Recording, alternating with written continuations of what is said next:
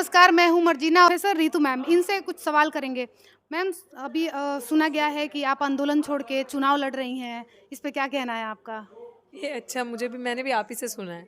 और आंदोलन आपको किसने कहा छोड़ा? आज मेरे आंदोलन के 129 दिन पूरे हुए हैं। आंदोलन वैसे ही चल रहा है मजबूती से। मैंने आपको कहा ना कि एक ऐसा ट्रेंड हम लोग ब्रेक कर रहे हैं कि हमारे लोग, जैसे लोगों को इल्ज़ाम लगाया जाता है आंदोलन छोड़ के भाग गए, नो एफआईआर हो गई, हो सकता है 10 भी हो गई हूँ, मुझे पता नहीं, एक आधे में और नाम भी हो सकता है जो मेरे पास आई नहीं। तो भागना होता तो पहली एफआईआर पे भाग जाते, दूसरी पे भाग जाते। वहीं बैठे हैं उसी हिम्मत से। ना ही तो उनके झूठे पर्चों से डरती हूँ, ना डंडों से डरती हूँ। हाँ, अपने समाज का नुकसान नहीं होने देना चाहती। आंदोलन का फॉर्म ज़रूर चेंज हुआ है। आंदोलन वहाँ पे थोड़े टाइम के लिए करते हैं हम, क्योंकि कोर्ट में केस चल रहा है। हमने पुलिस के खिलाफ कोर्ट में केस डाला, जिस तरीके से पुलिस ने कॉन्स्पिरेसी से हमारा सामान उठाया। तो कोर्ट में अभी वो जब तक केस का हमारे फेवर में नहीं आता, तब तक वहाँ पे टेम्परेरी जाके बैठेंगे। जग जाहिर है इस बात को लेके कि 144 धारा सिर्फ मेरे लिए इम्प्लीमेंट करवाई वहाँ पे, एक लड़की, एक दलित महिला को रोकने के लिए। सेकेंडली, अब सबसे बड़ा चैलेंज ये है कि लोग जो है वो जागरूक हो गए। नौकरी नहीं न्याय चाहिए की मुहिम डॉक्टर रितु की नहीं है। नौकरी नहीं न्याय चाहिए की मुहिम जो है वो हर एक समाज के लिए, कि कल को जब आप विश्वविद्यालय में जाएं, या आपकी जनरेशंस, या जो भाई साहब कैमरे के पीछे इनकी जनरेशंस, तो अगर उनको वो छुए ना मनुवादी, तो एक बार डॉक्टर रितु के आंदोलन को याद करें कि ऐसा हाल ना हो जाए हमारा। उसने ये डर पैदा किया है, इसलिए वो मुहिम गांव-गांव तक पहुंची है, घर-घर तक पहुंची है। एक बड़े देशव्यापी आंदोलन की तैयारी चल रही है। बहुत सारी चीज़ें हम पब्लिक डोमेन में अभी नहीं रखेंगे। हमारी प्लानिंग चल रही है, हमारी सेंट्रल कमेटी लगातार मीटिंग्स कर रही है। उसकी फ़ोटोज़, वीडियोज़ थोड़े दिन में आपको सोशल मीडिया पे दिखेगी हम क्या कर रहे हैं। जी। जी, तो सवाल ये है कि इस आंदोलन के ज़रिए आप लोग मतलब आप क्या माँग करना चाहती हैं? ये समाज में क्या संदेश जाएगा लोगों के प्रति? संदेश जा चुका है, इसीलिए समाज भारी संख्या में, मैंने बड़े 4 प्रोग्राम किए। बड़े 4 प्रोग्राम में समाज पैर रखने की जगह नहीं थी। आपका चैनल आया, बहुत बड़ी कवर किया। सब संदेश ये जा चुका है कि हमें मरना नहीं, पहले तो लड़ना है, अपने हक अधिकार को ऐसे कॉम्प्रोमाइज़ नहीं होने देना। और दूसरों को ये नहीं लगना चाहिए कि उनके बाबा की विभूति सब कुछ है, वो कुछ भी चाहे कर लें, आपका गला घोट दें। उन लोगों को ये समझ में आ चुका है कि अब हमारे बच्चे रोहित वेमुला जैसे पढ़ेंगे तो सही, लेकिन रोहित वेमुला जैसे मरेंगे नहीं। हमें किसी को भी वेमुला बनने नहीं देना। उनके विचार को तो हमने हमेशा ज़िंदा रखना है, क्योंकि हमारा भाई बहुत इंटेलिजेंट, इंटेलेक्चुअल था।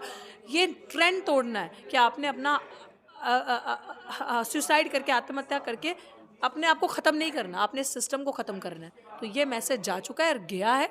बहुत लोगों को हिम्मत मिली है, मिलती रहेगी। डॉक्टर रितु अंत तक इस आंदोलन को लड़ेगी, जब तक वो अपराधी जेल की सलाखों के पीछे नहीं होंगे। मैम, तो ये आखिरी सवाल होगा कि मान लीजिए कि आज जो आंदोलन है, वो आंदोलन चल रहा है। अगर आंदोलन ये अप्रूवल होता है या सक्सेस होता है, आपने जो डिमांड किया है, जो माँग कर रही हैं, अगर वो पूरा होता है, तो नेक्स्ट स्टेप आपका क्या होगा? नेक्स्ट स्टेप तो यार आज फ्यूचर का मैं तो नहीं कह सकती ना। नेक्स्ट स्टेप बहुत बड़ा हो, इस उसमें देखती हूँ मैं कि हमारे समाज के अंदर ये जागरूकता आएगी। मिशन सेफ कॉन्स्टिट्यूशन और मजबूत होगा। सभी, ये तो बहुत एक पॉइंट की लड़ाई है। संविधान को बचाना सबसे बड़ी लड़ाई है। जिस तरीके से SC ST एक्ट को खत्म किया जा रहा है, वो सबसे बड़ी लड़ाई है।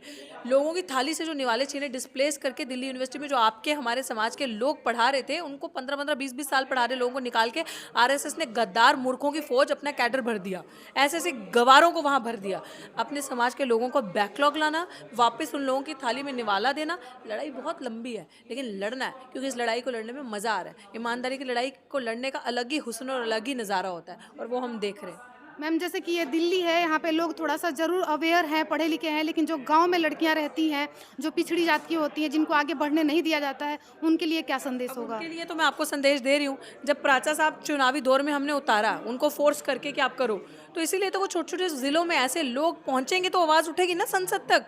उनको पता चलेगा ये ईमानदार, इस तरीके के लोग जो हमारी लड़ाई लड़ रहे हैं, विश्वास इन पे करना है। ये लोग एसी के कमरों में नहीं बैठे। जब देश डूब रहा था, संविधान खतरे में था, SC ST एक्ट जब चल रहा था, डूब रहा था, तो 2018 में हम लोगों ने आंदोलन किया उसके लिए। आधी आधी रात को वो ऑर्डर वापस हुआ।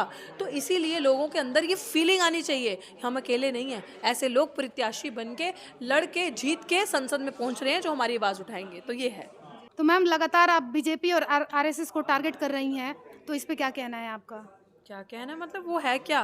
बीजेपी और RSS आपका एक ऐसा चोर पार्टी और संगठन है जो सबसे ज़्यादा देश में दहशत फैला रही है, सबसे ज़्यादा anti S C S T काम करती है, उनका मकसद ही यही है कि दलित आदिवासियों को खरीदना, गुलाम बनाना, अपनी पार्टी में लाना और इनका मुंह बंद कर देना, और इनको ताकि अपने हक अधिकार के लिए बोले नहीं। और हमारे समाज के जो दलाल मूर्ख लोग हैं, जो उनको ऊंची पोस्ट पे बिठा दो, चाहे किसी को कमीशन में बिठा दो या कोई कमीशन का वो बना दो, चाहे किसी को कोई चेयरमैनशिप दे दो, ताकि ये लोग इनके अधिकारों के साथ कॉम्प्रोमाइज़ करें और लड़े ना। तो ऐसी पार्टीज़ के लिए अगर आप बोलोगे नहीं तो फिर आपके पास ऑप्शन क्या बता? डर जाओ। क्यों डरूं मैं इनसे?